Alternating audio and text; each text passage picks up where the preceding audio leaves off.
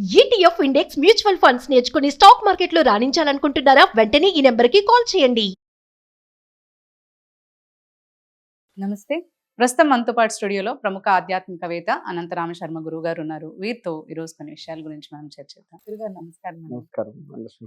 గురుగారు, మనకి ఇప్పుడు నాగుల చవితి చేస్తాం కార్తీక మాసంలో. దానికి ఉన్న ప్రాధాన్యత ఏంటంటారు? నాగుల చవితి అచ్చంగా సర్పారాధన చేసేటువంటి సర్పారాధన ఎందుకు చేస్తాము అంటే మన జాతకంలో కాలసర్పదోషము అంటే సవ్య కాలసర్పదోషము, అపసవ్య కాలసర్పదోషము, ఇలా రకరకాలు ఉన్నాయి కాలసర్పదోషాల్లో. అలా కాలసర్పదోషంతో ఎవరైతే కూడుకొని ఉంటారో వారికి ఆ ఉపశమనం కోసంగా కాలసర్పదోషం ఉన్నటువంటి వారికి ఏమవుతుంది అంటే వివాహాలు తొందరగా కాకపోవడము, తొందరగా వైధవ్యం రావడము, లేదు మనకి సంతానము అందకపోవడము, లేదు ఉద్యోగాలు రాకపోవడము, ఇలా ప్రతిదీ కూడా కాలసర్పదోషంలో మనకు తగులుతూ ఉంటాయి జాతక. కాబట్టి అటువంటి బాధ లేకుండా ఉండడం కోసంగా ఇవి చేస్తాం. అంతేకాకుండా కాలసర్పదోషాలు పూర్వం నుంచి మన తాతల నుంచి కూడా వస్తూ ఉంటాయి. జాతకరీత్యా తెలుస్తుంది అవి తెలుసుకుని చేయడం. ఈ జన్మలో మనము తెలిసి తెలియక పామును చంపుతాం. ఇంట్లోకి రాగానే పాము వచ్చింది అనగానే చంపేస్తాం మనం. అది కూడా దోషం కిందనే మనకి. అదే కాకుండా సిటీలలో ఎక్కువ కనిపించవు కానీ అప్పట్లో బాగా ఊళ్ళో అయితే కనిపించేవి. బాగా పొలాల్లోంచి వచ్చేవి కాబట్టి ఇప్పటికీ ఇప్పటికీ పొలాల కనపడతాయి. దగ్గర ఉంటాయి. అవును. పొలాలనే కాదు, ఇప్పుడు హైదరాబాదే తీసుకుందాము. హైదరాబాద్ తీసుకుంటే పొలాలన్నీ ఇల్లు చేసాము, వాటి స్థావరాలన్నీ కూలగొట్టి ఇండ్లు కట్టాము. అవి ఎక్కడికి వెళ్ళాలి? ఇక్కడికే రావాలి, మన దగ్గరికే రావాలి. వాటి స్థలం లేకుండా చేస్తున్నప్పుడు మన స్థలంలోకి అవి వస్తాయి. అది కాబట్టి అలా. అంతేకాకుండా చనిపోయినటువంటి పాము నుంచి మనం బండి వెళ్ళడము, సైకిల్ వెళ్ళడము, లేకపోతే కార్లు ఇటువంటివి వెళ్ళడం కూడా చేస్తూ ఉంటాం. మనకు తప్పదు. దాన్ని ఆ చనిపోయిన పాము కళేబరం ఉంటే దాని నుంచి వెళ్ళాల్సి వస్తుంది. అది కూడా పాపమే, సర్పదోషం కింద పడిపోతుంది మనకి. అటువంటి దోషాలన్నిటికీ నివృత్తి చేసుకునే మార్గం ఇది. కొంతవరకు నివృత్తి చేసుకునే మార్గం ఈ పుట్టలో పాలు పోయటం. ఈ చేసేటువంటి వారు పుట్టలో పాలు పోయాలి అనుకున్న వారు నాగుల చవితి రోజు ప్రాతకాలాన్ని లేవడము, తలమించి స్నానం చేసి శుచి అయిన వస్త్రములు కట్టుకొని, ఎర్ర వస్త్రములు కట్టకూడదు, శుచి అయిన వస్త్రములు కట్టుకొని వేడి పదార్థాలు ఏవీ స్వీకరించకూడదు. ఆ రోజు ఎట్టి పరిస్థితుల్లో వేడి పదార్థాలు స్వీకరించకూడదు. పాలు, టీ, కాఫీ, వేడివేడివి, టిఫిన్ ఏది కూడా తీసుకోకూడదు. ఆవు పాలతో ఏది ఆహారమే లోపలికి వెళ్లకుండా స్నానము చేయగానే దీంట్లో దీపారాధన చేసుకొని భగవంతుడికి సంబంధించింది చదువుకున్న తర్వాత, అంటే నీ ఇంట్లో పూజ అయిన తర్వాత ఆవు పాలు తీసుకువెళ్ళి ఆ యొక్క పాము పుట్టలో పోసి నమస్కరించాలి. దానికి ప్రదక్షిణ నమస్కారాలు చేయాలి. పుట్టలో పసుపు కుంకుమ వేయద్దు. పుట్ట ముందు పసుపు కుంకుమలు లాంటివి వేసి హారతి ఇచ్చుకోవటాలు, అగరబత్తీలు చూపించటాలు అన్నీ చేయొచ్చు, కానీ అవేవి పుట్టలో వేయద్దు. వేయకుండా పుట్ట ముందు చేసి ఆ పుట్ట మట్టి ఏదైతే ఉందో కొంచెం నుదుటిన రాసుకోవాలి. మనం విభూది రాసుకుంటే కొద్దిగా రాసుకోవాలి. అలా చేసి ఉన్నట్లయితే ఆ రోజు మొత్తం ఉపవాసం ఉండి ఇంకా రాత్రికి ఎప్పుడో భోజనం చేయాలి, నక్షత్ర దర్శనం అయిన తర్వాత. అలా ఎవరైతే అప్పుడు కూడా వేడివేడిగా తినద్దు.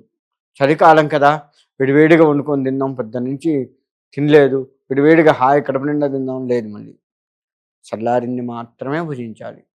అంటే ఈ పద్ధతి అనేది పుట్లో పాలు పోయాలి అని అనుకునే వాళ్ళక, లేదు అంటే ఆ రోజున ప్రతి ఒక్కరు ప్రతి ఒక్కరూ ఇలా చేస్తే మంచిది.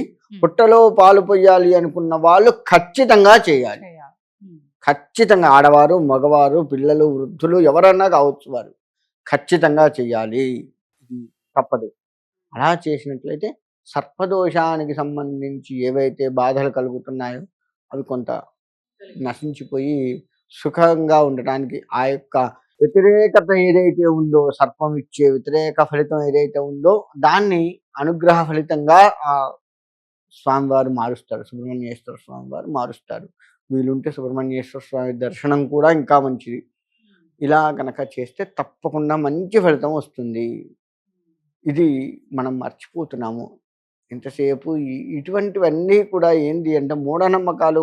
పుట్టలో పాలు పోయటం ఏంది ఇది అనుకుంటాం, కానీ మూఢనమ్మకాలుగా మనం తీసివేస్తాం. కానీ ఇది ఎంతో అసలు ఎంతో నాగరికత అనే చెప్పుకోవాలి. ఎందుకంటే రాబోయేటువంటి కష్టాన్ని తీసివేస్తుంది కదా. నాగరికత అనేది కొంత సుఖాన్ని ఇస్తుంది. కష్టం పోతే మనకు వచ్చేది సుఖమే కదా.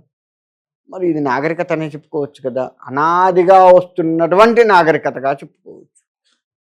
కాబట్టి ఇది అనాది మూఢత్వం కాదు, అనాదిగా వస్తున్న మన ప్రతి ఆచారము కూడా మనకి ఏదో ఒక పరమార్థాన్ని తూయించి ముక్తి మార్గానికి దారి తీసేటట్లుగా చేసేది పండుగలు ఇవన్నీ కూడాను.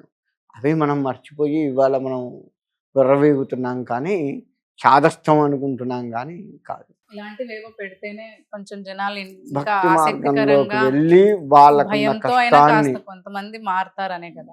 భయంతో అని చెప్పవచ్చు. కాకపోతే అజ్ఞానాన్ని వీడి తొలగి- జ్ఞానంగా తయారవుతాము. భగవంతుడు ఉన్నాడు, వాడిని ఆశ్రయించాలి, వాడిని ఆశ్రయిస్తే మంచిది. కాస్త మనకు అన్ని రకాలుగా బాగుంటుంది.